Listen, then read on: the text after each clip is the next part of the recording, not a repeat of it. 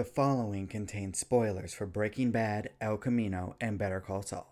You have been warned.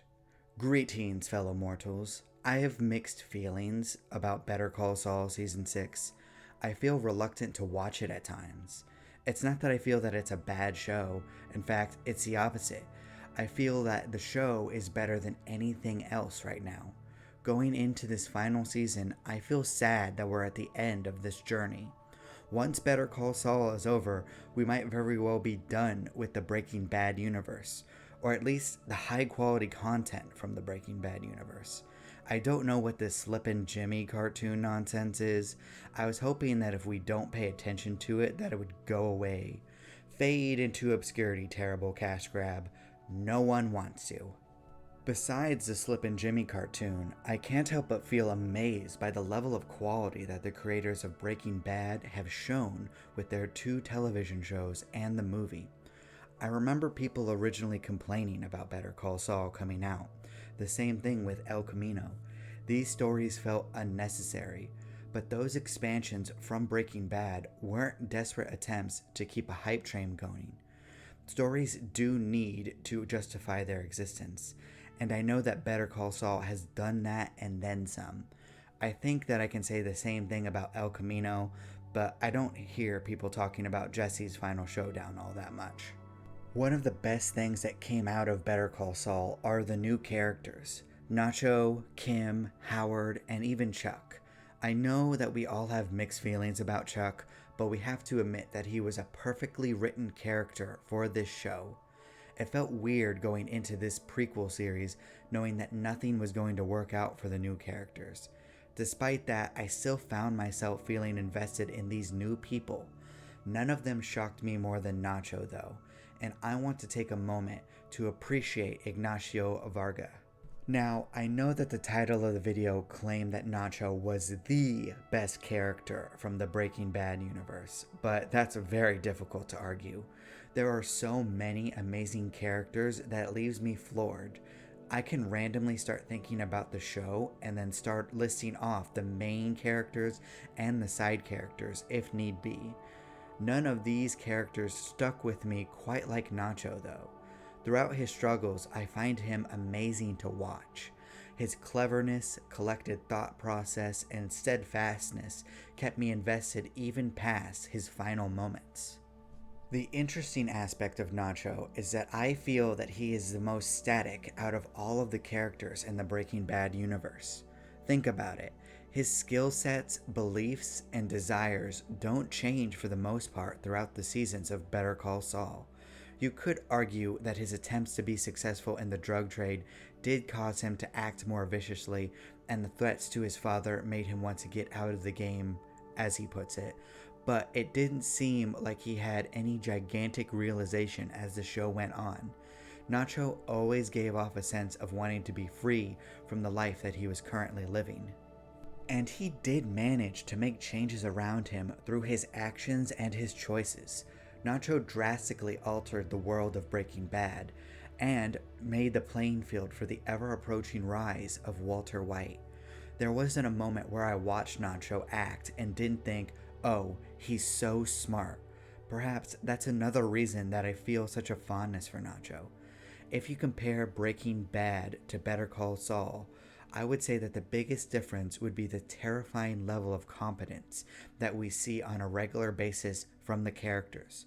When plans fall apart in Breaking Bad, it tends to be because of something that Walter either missed or was too prideful to acknowledge. In comparison, Better Call Saul tends to throw in curveballs in the forms of completely unexpected elements to a plan, or in the form of other characters being more intelligent than anticipated. Maybe that's the most tragic thing about Nacho. He was a competent, brilliant man. In another life, he could have made something great out of himself. He could have been completely out of the drug trafficking business. You can say the same thing about many of the characters from the Breaking Bad universe, but Nacho feels more tragic in a way. Part of me feels like he never got a chance. Don't get me wrong, he made the choice to get involved in the drug trade, but I want to think of his environment as a child. While Nacho had a loving, ethical father We never saw the other influences around him. For all we know, he could have been recruited early like many other characters that we saw in Breaking Bad. If his friends and mentors were involved in crime already, it would have driven him to act just like them to gain their approval. All that grounded him ended up being the father that he admires. Manuel Varga installed a sense of morals that Nacho never broke. While Nacho has a defined code and mindset that never changes, he willingly adapts his actions to survive in his current environment. When he's dealing with Tuco or Hector, he's shown to know how to talk with them while doing what they want. Nacho is a survivor. I wonder more about his history and the amount of choices that he's actually made throughout his life that actually mattered, because it's shown that his attempts to fix his problems throughout Better Call Saul only tend to dig him deeper into trouble, and that is what eventually led to his inevitable death. After watching Nacho's final episode, I was struck by a realization. Having spent the first few episodes of Season 6 focusing on Nacho's struggles, the show had done a good job of giving me hope. Nacho could possibly get out of the game and live free with his father. Howard could escape the downward spiral of the McGill brothers. Kim could break free and make good choices away from Jimmy. Seeing Nacho die made me realize that none of these things were going to happen like I wanted them to. All of the characters were doomed in a way, because this isn't their story. In fact, Better Call Saul isn't Gus's story, it isn't Mike's story, and it isn't even Saul Goodman's story. From the beginning, it was the story of how the stage was set for Walter White. It has, is, and always will be the story of Heisenberg. And that was shown when the show treated Nacho's death like it didn't even matter. The world moved on without a second thought. The show moved on without a second thought. Multiple episodes passed without Nacho's death even being brought up. It was a cold reminder that we knew that he was doomed since Better Call Saul started. I feel like we're watching a modern-day Shakespearean tragedy play out in front of us, and nothing is more tragic than Nacho, except maybe Howard. After all, Howard never did anything wrong, but he deserves his own video. Let's focus on Nacho for now. I want you to think of every protagonist or major character in the Breaking Bad universe. Almost all of them could have stopped at different points. They didn't have to continue making bad choices. There are dozens of places where you can point at and say, hey, they could have stopped there. It would have been easy to make better choices. They could have easily been better people. But not Nacho. At least I don't think so. At what point in Better Call Saul could Nacho have stopped? His choices were already made before the show ever started. It was either keep acting or get overwhelmed. He desperately fought for the outcome that he wanted, but it was never meant to be. Nacho was doomed from the start. Eventually, Tuco would have killed him. Eventually, Hector would have destroyed his father.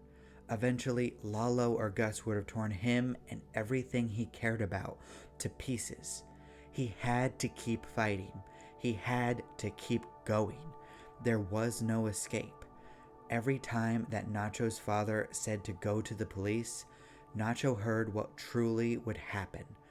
Nacho would get put into witness protection, and his father would be tortured and murdered. Nacho couldn't let that happen. No matter what occurred, Nacho never stopped loving his father. As his control was ripped away from him and he realized more and more that he was doomed to die, Nacho's only focus proved to be to keep his father safe. And that's what eventually he decided to do. There was only one path left which led him to his father's safety. So Nacho faced beatings and death without fear. And when he had the chance, he finally made one last choice that let him decide his own end. Nacho broke the script that had been prepared for him. He managed to demean Gus to the other man's face. He managed to pour salt into Hector's wounds. He managed to say his piece and chose to go out as a human being rather than being shot down like an obedient dog, because he was tired of being the plaything of other people. His actions didn't save himself, but they did manage to save his father. For now. This video is coming out before the end of Better Call Saul. They could destroy my soul by killing Nacho Varga for all I know. It's not like the Breaking Bad universe is known to be kind to any of its characters. Even the moral and innocent ones get punished at some point. Nacho's death cemented one last thing in my mind. Better Call Saul is about to reach its conclusion. The best television show ever made is almost over. That's right, the best. With what it's accomplished, I think that it's even better than Breaking Bad at this point. I don't know when we'll find another piece of art that's so beautifully written and executed. I, for one, just feel glad that I could experience this modern-day masterpiece and Nacho's journey in real time. Thank you so much for watching. If you like my takes on storytelling, please consider subscribing and liking this video. It would really help me out. Also, please remember that I will be self-publishing my novel, Dance of Frozen Death, at the start of 2023. I hope that you will check it out. I appreciate you. Do not despair.